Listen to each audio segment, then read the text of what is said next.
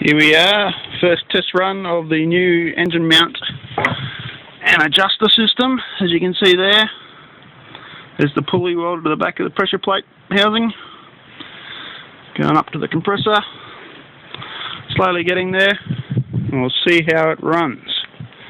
I'm going to hold this, babe.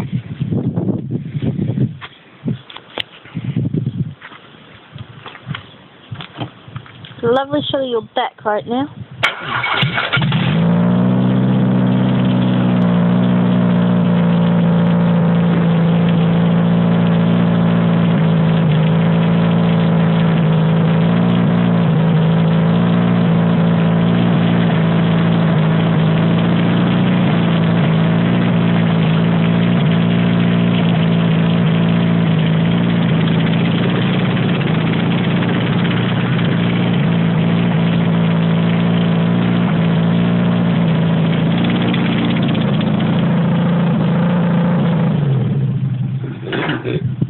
That seems to run pretty well.